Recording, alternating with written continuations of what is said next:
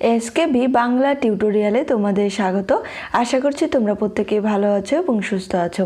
SLST এবং মাদ্রাসা বিষয় পরীক্ষার প্রিপারেশনের জন্য বাংলা বিষয় থেকে আমাদের এই চ্যানেলে বিভিন্ন ধরনের ক্লাস দেওয়া হয়ে থাকে। তার পাশাপাশি বিভিন্ন ধরনের মক টেস্টও নেওয়া হয়ে থাকে ধারাবাহিকভাবে। আজকে আমরা আমাদের এই ক্লাসে করব সমগ্র বাংলা সাহিত্যের ইতিহাস থেকে মক টেস্ট নম্বর 16। এর আগে 1 থেকে 15 নম্বর মক টেস্ট তোমরা যারা দেখোনি তারা অবশ্যই দেখে নিও, আর যারা দেখেছো তারা জানো যে এই ক্লাসগুলি তোমাদের জন্য কতটা গুরুত্বপূর্ণ।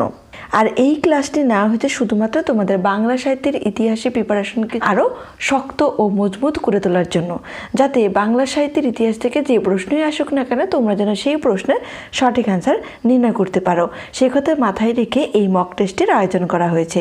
আর এই মক টেস্টের আরও একটি বিশেষত্ব রয়েছে, তোমরা যারা দেখেছো ক্লাসগুলি তারা অবশ্যই জানো, আর যারা জানো না তারা একবার বলছি যে এখানে যে প্রশ্নগুলি নেওয়া হয় প্রত্যেকটি গুরুত্বপূর্ণ প্রশ্ন নেওয়া হয় এবং সেই প্রশ্নের পাশাপাশি বিভিন্ন ধরনের তথ্য যে রয়েছে সেই তথ্যগুলি তুলে ধরার চেষ্টা করা হয়, যাতে একটি প্রশ্নের পাশাপাশি তোমরা বিভিন্ন ধরনের তথ্য একসঙ্গে পেয়ে যাও, আর সেই তথ্য থেকে যদি প্রশ্ন আসে তাহলে যেন সেই প্রশ্নের সঠিক অ্যান্সার তোমরা নির্ণয় করতে পারো।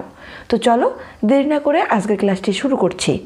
সমগ্র বাংলা সাহিত্যের ইতিহাস থেকে মক টেস্ট নম্বর 16। আজকের 1 নম্বর প্রশ্ন, বলবান জামাতা রচনাটির রচয়িতা কে? রবীন্দ্রনাথ ঠাকুর, সুবোধ ঘোষ, অনিন্দিতা বসু, প্রভাত কুমার মুখোপাধ্যায়। এখানে সঠিক অ্যান্সার হবে ডি, প্রভাত কুমার মুখোপাধ্যায়।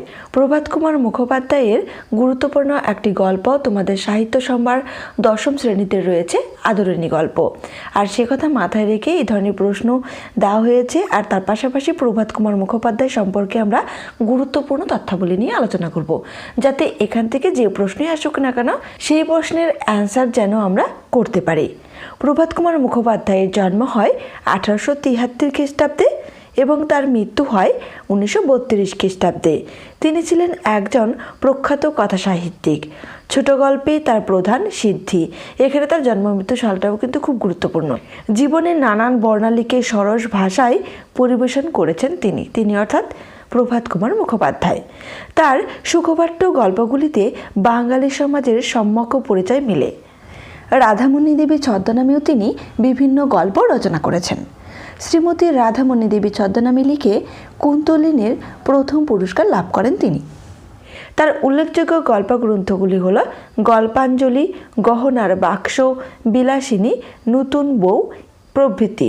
তার বিখ্যাত ছোট গল্প হলো দেবী, যেই গল্পটিকে চলচ্চিত্রায়িত করেন কে?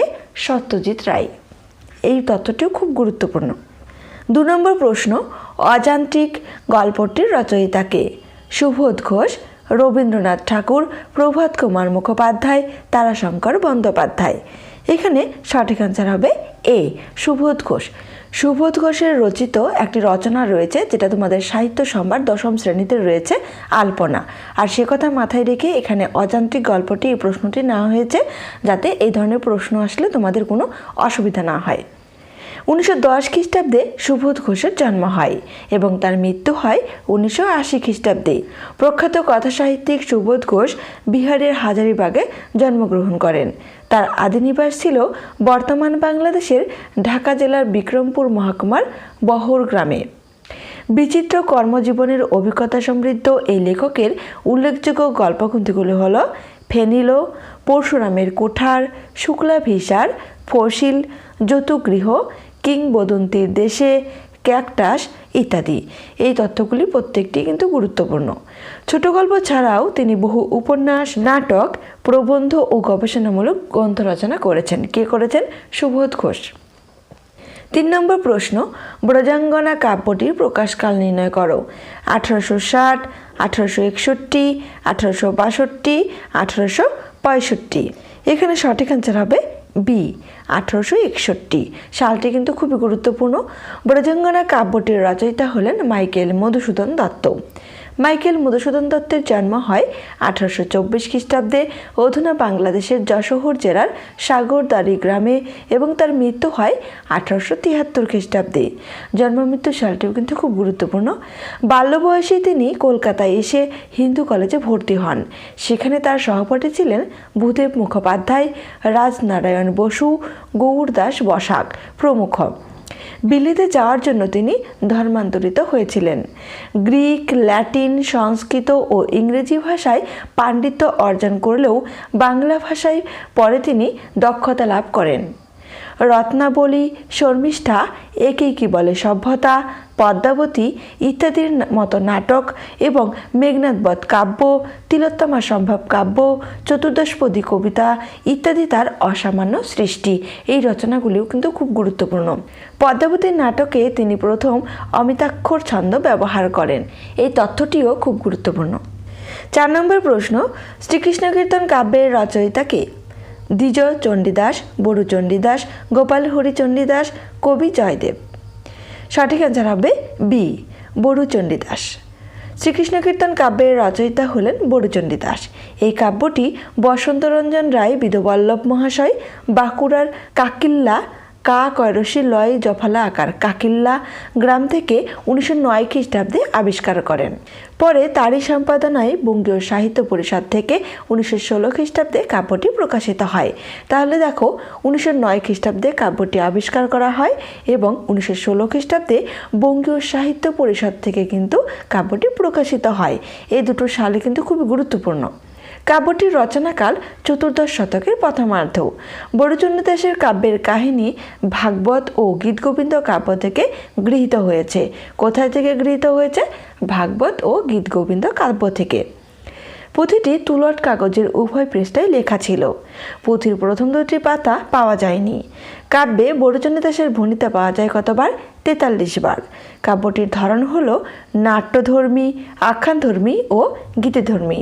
কাব্যের প্রকৃত নাম হল শ্রীকৃষ্ণ সন্দর্ভ ছিল বলে জানা যায়। আর এই নামটির কথা প্রথম বলেন নলিনীনাথ দাশগুপ্ত। 5 নম্বর প্রশ্ন, কমলাকান্তের দপ্তর প্রবন্ধ গ্রন্থটির রচয়িতা কে? রবীন্দ্রনাথ ঠাকুর, বঙ্কিমচন্দ্র চট্টোপাধ্যায়, প্রমথ চৌধুরী, সুনীতি কুমার চট্টোপাধ্যায়। সঠিক অ্যান্সার হবে বি, বঙ্কিমচন্দ্র চট্টোপাধ্যায়। এই প্রবন্ধটি কিন্তু খুবই গুরুত্বপূর্ণ, তার পাশাপাশি সালটিও খুবই গুরুত্বপূর্ণ। কমলাকান্তের দপ্তর এই প্রবন্ধ গ্রন্থটির রচয়িতা হলেন বঙ্কিমচন্দ্র চট্টোপাধ্যায়। এই প্রবন্ধ গ্রন্থটি 1875 খ্রিস্টাব্দে প্রকাশিত হয়। এই প্রবন্ধ গ্রন্থের উল্লেখযোগ্য কয়েকটি প্রবন্ধ হল একা কে গায় ওই, মনুষ্য ফল, বসন্তের কোকিল, বিড়াল ইত্যাদি। এই প্রবন্ধ গ্রন্থটি শ্রীযুক্ত বাবুরাম দাস সেনকে উৎসর্গ করা হয়েছে। আর এই প্রবন্ধ গ্রন্থে ডিকুয়েন্সির প্রভাব রয়েছে। এই তথ্যগুলি খুবই গুরুত্বপূর্ণ। 6 নম্বর প্রশ্ন, বিমলা, সন্দীপ ও নিখিলেশ এই চরিত্রগুলি নিম্নের কোন উপন্যাসের চরিত্র? এই 3টি চরিত্রই কিন্তু খুবই গুরুত্বপূর্ণ। যে কোনো চরিত্রের নাম কিন্তু তুলে ধরতে পারে। সেই জন্য এই 3টি চরিত্রই কিন্তু আমি এখানে তুলে ধরেছি তোমাদের সুবিধার জন্য। চতুরঙ্গ, যোগাযোগ, ঘরে বাইরে, শেষের কবিতা। এখানে সঠিক অ্যান্সার হবে সি, ঘরে বাইরে। এই 3টি চরিত্রই ঘরে বাইরে উপন্যাসের মধ্যে রয়েছে। ঘরে বাইরে উপন্যাসটির রচয়িতা হলেন রবীন্দ্রনাথ ঠাকুর। উপন্যাসটি 1916 খ্রিস্টাব্দে প্রকাশিত হয়। একদিকে সুরাট কংগ্রেসের নরমপন্থী ও চরমপন্থীদের বিবাদ, সাম্প্রদায়িক সংঘাত তথা স্বদেশী আন্দোলনের পটভূমিতে রচিত হয়েছে উপন্যাসের কাহিনী। 3টি চরিত্র বিমলা, সন্দীপ ও নিখিলেশের আত্মকথার মধ্য দিয়ে এগিয়ে গেছে উপন্যাসের গল্প। উপন্যাসটি উৎসর্গ করা হয়েছে প্রমথ চৌধুরীকে। 7 নম্বর প্রশ্ন, মনসামঙ্গলের কোন কবির রচনা প্রথম মুদ্রিত হয়েছিল? কানা হরিদত্ত, কীর্তিবাস ওঝা, বিজয় গুপ্ত, কেতকাদাস ক্ষেমানন্দ। এখানে সঠিক অ্যান্সার হবে ডি, কেতকাদাস ক্ষেমানন্দ। কাব্যটির আনুমানিক রচনাকাল 1640 খ্রিস্টাব্দ। এটি কিন্তু আনুমানিক। কলকাতা বিশ্ববিদ্যালয় থেকে 1844 খ্রিস্টাব্দে কাব্যটি মুদ্রিত হয়। আর এই কাব্যটি প্রকাশ করেন যতীন্দ্রমোহন ভট্টাচার্য। 8 নম্বর প্রশ্ন, মরীচিকা কাব্যগ্রন্থটির প্রকাশকাল নির্ণয় করো। এই সালটিও কিন্তু খুবই গুরুত্বপূর্ণ। 1922, 1923, 1924, 1926। সঠিক অ্যান্সার হবে বি, 1923। মরীচিকা কাব্যগ্রন্থটির রচয়িতা হলেন যতীন্দ্রনাথ সেনগুপ্ত। কাব্যটি হল যতীন্দ্রনাথ সেনগুপ্তের প্রথম কাব্য। এই কাব্যটি প্রকাশিত হয় 1923 খ্রিস্টাব্দে। এই কাব্যের উল্লেখযোগ্য কয়েকটি কবিতা হল বহ্নিস্তুতি, ঘুমের ঘোরে, হাট, সংশয়, আহুতি। এই কাব্যগ্রন্থটি উৎসর্গ করা হয়েছে কবি যতীন্দ্রমোহন বাগচিকে। 9 নম্বর প্রশ্ন, বুদ্ধদেব বসুর কঙ্কাবতী কাব্যগ্রন্থটি কত সালে প্রকাশিত হয়? এখানে কিন্তু জানতে চেয়েছে বুদ্ধদেব বসুর কঙ্কাবতী। 1937, 1938, 1939, 1940। সঠিক অ্যান্সার হবে এ 1937। সালটিও খুব গুরুত্বপূর্ণ। কঙ্কাবতী কাব্যগ্রন্থটি 1937 খ্রিস্টাব্দে প্রকাশিত হয়। এই কাব্যে রয়েছে দেহাত্মবাদ ও প্রেম চেতনা। কাব্যের উল্লেখযোগ্য কয়েকটি কবিতা হলো কোনো মেয়ের প্রতি একখানা হাত, কঙ্কাবতী, গান, মধ্যরাত্রে। 10 নম্বর প্রশ্ন, সাতটি তারার তিমির কাব্যগ্রন্থটির প্রকাশকাল নির্ণয় করো। এই সালটিও কিন্তু খুব গুরুত্বপূর্ণ। 1945, 1947, 1948, 1957। সঠিক অ্যান্সার হবে সি 1948। সাতটি তারার তিমির কাব্যগ্রন্থটির রচয়িতা হলেন জীবনানন্দ দাশ। কাব্যগ্রন্থটি প্রকাশিত হয় 1948 খ্রিস্টাব্দে। এই কাব্যে মোট কবিতা রয়েছে 40টি। কাব্যের উল্লেখযোগ্য কয়েকটি কবিতা হলো ঘোড়া, তিমির হননের গান, সূর্য তামসী, নাবিকি, সময়ের কাছে ইত্যাদি। 11 নম্বর প্রশ্ন, অগ্নি উপন্যাসটি কোন পত্রিকায় ধারাবাহিকভাবে প্রকাশিত হয়? বঙ্গদর্শন, মহিলা, বিচিত্রা, শনিবারের চিঠি। সঠিক অ্যান্সার হবে ডি শনিবারের চিঠি। অগ্নি উপন্যাসটির রচয়িতা হলেন বনফুল অর্থাৎ বলয়চাঁদ মুখোপাধ্যায়। এই উপন্যাসটি শনিবারের চিঠিতে ধারাবাহিকভাবে প্রকাশিত হয়। উপন্যাসটি প্রকাশিত হয় 1946 খ্রিস্টাব্দে। উপন্যাসটির পটভূমিতে রয়েছে আগস্ট আন্দোলন। তাহলে কোন উপন্যাসের পটভূমিতে রয়েছে আগস্ট আন্দোলন, এরকম প্রশ্ন দিতেই পারে। অ্যান্সার হবে অগ্নি উপন্যাস। অগ্নি উপন্যাসের রচয়িতা হলেন বলয়চাঁদ মুখোপাধ্যায় অর্থাৎ বনফুল। উপন্যাসের প্রধান চরিত্র হলো অংশুমান। 12 নম্বর প্রশ্ন, মুক্তধারা নাটকটি প্রকাশকাল নির্ণয় করো। 1920, 1922, 1925, 1926। সঠিক অ্যান্সার হবে সি 1925। মুক্তধারা নাটকটির রচয়িতা হলেন রবীন্দ্রনাথ ঠাকুর। এটি একটি রূপক সাংকেতিক নাটক। নাটকের পূর্ব নাম ছিল পথ। নাটকের উল্লেখযোগ্য চরিত্রগুলি হলো অভিজিৎ, সঞ্জয়, অম্বা। এই চরিত্রগুলিও কিন্তু খুব গুরুত্বপূর্ণ। তার মধ্যে সবথেকে গুরুত্বপূর্ণ চরিত্র হলো অভিজিৎ। 13 নম্বর প্রশ্ন, শাহজাহান নাটকের রচয়িতা কে? রবীন্দ্রনাথ ঠাকুর, দ্বিজেন্দ্রলাল রায়, গিরিশচন্দ্র ঘোষ, অমৃতলাল বসু। সঠিক অ্যান্সার হবে বি দ্বিজেন্দ্রলাল রায়। শাহজাহান নাটকটি প্রকাশিত হয় 1909 খ্রিস্টাব্দে। এটি একটি ঐতিহাসিক নাটক। নাটকের মধ্যে অঙ্ক সংখ্যা রয়েছে 5টি। নাটকের চরিত্রগুলি হলো শাহজাহান, দিলদার, জাহানারা। এই চরিত্রগুলো খুব গুরুত্বপূর্ণ। তার মধ্যে গুরুত্বপূর্ণ হলো শাহজাহান। নাটকে ব্যবহৃত পরিচিতি গানগুলি হলো সুখের লাগিয়া এ ঘর বাঁধিনু, অনলে পুড়িয়া গেল, ধনধান্য পুষ্প ভরা আমাদের এই বসুন্ধরা। এই নাটকটি বিদ্যাসাগর মহাশয়কে উৎসর্গ করা হয়েছে। কাকে উৎসর্গ করা হয়েছে? বিদ্যাসাগর মহাশয়কে। 14 নম্বর প্রশ্ন, কীর্তি পতাকা কাব্যটির রচয়িতা কে? বিদ্যাপতি, চণ্ডীদাস, জ্ঞানদাস, গোবিন্দ দাস। সঠিক অ্যান্সার হবে এ বিদ্যাপতি। কীর্তি পতাকা কাব্যটির রচয়িতা হলেন কবি বিদ্যাপতি। কাব্যটি 1410 খ্রিস্টাব্দে প্রকাশিত হয়। এছাড়াও বিদ্যাপতির আরও কয়েকটি গ্রন্থ রয়েছে, সেগুলি হলো নিম্নরূপ। ভূ পরিক্রমা হবে, পরি হবে। ভূ পরিক্রমা সাল রয়েছে কি 1400 হবে, এখানে 1400 সাল। পুরুষ পরীক্ষা 1410, লিখনাবলী 1418, শৈব সর্বসাহার 1430 থেকে 1440, গঙ্গা বাক্যবলী 1430 থেকে 1440, বিভাগ সার 1440 থেকে 1460, দান বাক্যবলী 1440 থেকে 1460, দুর্গাভক্তি তরঙ্গিনী 1440 থেকে 1460। বিদ্যাপতির চম্পু জাতীয় কাব্য হলো কীর্তিলতা। এই তত্ত্বটি কিন্তু খুব গুরুত্বপূর্ণ। আর এর প্রকাশিত সাল কি 1402 থেকে 1404 খ্রিস্টাব্দ। 15 নম্বর প্রশ্ন, শ্রীকৃষ্ণ কীর্তন কাব্যের কোন খণ্ডে গ্রীষ্ম ঋতুর উল্লেখ রয়েছে? নৌকা খণ্ড, দান খণ্ড, বৃন্দাবন খণ্ড, তাম্বুল খণ্ড। সঠিক অ্যান্সার হবে বি দান খণ্ড। শ্রীকৃষ্ণ কীর্তন কাব্যের দান খণ্ডে গ্রীষ্ম ঋতুর উল্লেখ রয়েছে।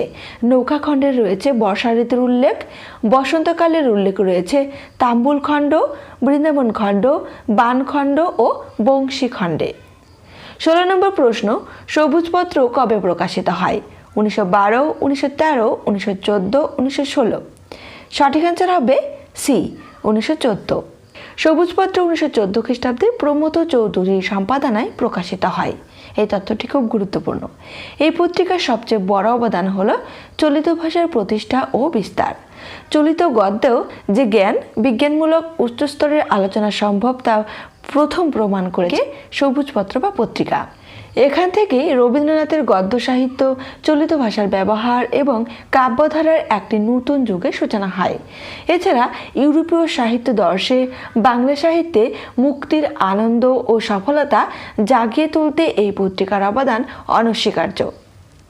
17 নম্বর, রাতি কইনু দিবস, দিবস কইনু রাতি, বুঝিতে নারিণী বন্ধু তোমার প্রীতি। এই পদ্যাংশটি কোন কাব্য থেকে নেওয়া হয়েছে? শ্রীকৃষ্ণ কীর্তন কাব্য, চণ্ডীমঙ্গল কাব্য, কালিকামঙ্গল কাব্য, চর্যাপদ। সঠিক অ্যান্সার হবে এ, শ্রীকৃষ্ণ কীর্তন কাব্য। শ্রীকৃষ্ণ কীর্তন কাব্য থেকে এই অংশটি নেওয়া হয়েছে বা এই অংশটি শ্রীকৃষ্ণ কীর্তন কাব্যের মধ্যে রয়েছে। উদ্ধৃতিটিতে রাধিকা বলেছেন শ্রীকৃষ্ণ অর্থাৎ কানুর প্রসঙ্গে যে তোমার প্রেমে পাগল হয়ে আমি দিন আর রাত এক করে দিয়েছি। কখন রাত হয় আর কখন দিন হয় আমি বুঝতে পারি না, তবুও বন্ধু তোমার প্রেম বা ভালোবাসা কেমন আমি তা বুঝতে পারছি না। 18 নম্বর প্রশ্ন, শারদামঙ্গল কাব্যটির প্রকাশকাল নির্ণয় করো। এই সালটিও কিন্তু খুব গুরুত্বপূর্ণ। 1869, 1879, 1876, 1979। এখানে সঠিক অ্যান্সার হবে বি, 1879। শারদামঙ্গল কাব্যটির রচয়িতা হলেন বিহারীলাল চক্রবর্তী। কাব্যটির কিছু অংশ আর্যদর্শন পত্রিকায় প্রকাশ পায়। কোন পত্রিকায়? আর্যদর্শন পত্রিকায়। কাব্যটির রচনায় প্রেরণা দিয়েছিলেন কে? কাদম্বরী দেবী। কাব্যের সর্গ সংখ্যা হলো 5টি। কাব্যটির প্রথম সংস্করণ হয় 1286 বঙ্গাব্দে এবং দ্বিতীয় সংস্করণ হয় 1307 বঙ্গাব্দে। তাহলে কাব্যটির 2টি সংস্করণ কিন্তু প্রকাশিত হয়। 19 নম্বর প্রশ্ন, বিষবৃক্ষ উপন্যাসের প্রকাশকাল নির্ণয় করো। 1870, 1872, 1873, 1876। সঠিক অ্যান্সার হবে সি, 1873। বিষবৃক্ষ উপন্যাসটির রচয়িতা হলেন বঙ্কিমচন্দ্র চট্টোপাধ্যায়। এই উপন্যাসটি 1873 খ্রিস্টাব্দে প্রকাশিত হয়। এই উপন্যাসে কুন্দনন্দিনী নামে বালবিধবার প্রতি আকৃষ্ট হয়ে চিত্তের দুর্নিবার প্রবৃত্তির কাছে নিজেকে সঁপে দিয়েছিলেন ধনাঢ্য ভূস্বামী নগেন্দ্রনাথ এবং সতীসাধ্বী পত্নী, মানে নগেন্দ্রনাথের সতীসাধ্বী পত্নী কে ছিলেন? সূর্যমুখী। সূর্যমুখীর প্রতি তিনি উদাসীন ছিলেন কে? নগেন্দ্রনাথ। পরে অবশ্য নগেন্দ্রনাথ বুঝতে পেরেছিলেন তার ভুল। এই বিষবৃক্ষ থেকে ঘরে ঘরে অমৃত ফলে উঠুক এই তিনি চেয়েছেন। এই তিনি বলতে বঙ্কিমচন্দ্র চট্টোপাধ্যায় কিন্তু চেয়েছেন। এটি একটি সামাজিক উপন্যাস। এখানে সমাজের শ্রেণীগত বৈষম্যের ভয়াবহ রূপ তুলে ধরেছেন বঙ্কিমচন্দ্র চট্টোপাধ্যায়। বাল্যবিধবা নারী প্রেম এবং নিজেকে সামাজিকভাবে স্বীকৃতি দেবার সাহিত্যিক চেষ্টা। 20 নম্বর প্রশ্ন, গুণরাজ খাঁ খেতাব কাকে দেওয়া হয়েছিল? মালাধর বসুকে, জ্ঞান দাসকে, গোবিন্দ দাসকে, বৃন্দাবন দাসকে। সঠিক অ্যান্সার হবে এ, মালাধর বসুকে। গুণরাজ খাঁ খেতাব মালাধর বসুকে দেওয়া হয়েছিল। মালাধর বসু শ্রীকৃষ্ণ বিজয় কাব্যের জন্য বিখ্যাত ছিলেন। কোন কাব্যের জন্য? শ্রীকৃষ্ণ বিজয় কাব্যের জন্য। এই কাব্যে মালাধর বসু ভাগবতের 2টি স্কন্ধের অর্থাৎ দশম ও দ্বাদশ স্কন্ধ এর সরল অনুবাদ করেছিলেন। এর মধ্যে দশম স্কন্ধে রয়েছে কি? কৃষ্ণের জন্ম থেকে দ্বারকালীলার পর্যন্ত কাহিনী এবং দ্বাদশ স্কন্ধে রয়েছে কৃষ্ণের অনুত্যাগ থেকে যদুবংশ হবে যদুবংশ ধ্বংসের প্রধান ঘটনা। আজকের ক্লাসটি এ পর্যন্ত। ক্লাসটি তোমাদের কেমন লাগলো অবশ্যই কমেন্ট করো। সবাই সুস্থ থেকো, ভালো থেকো। ধন্যবাদ।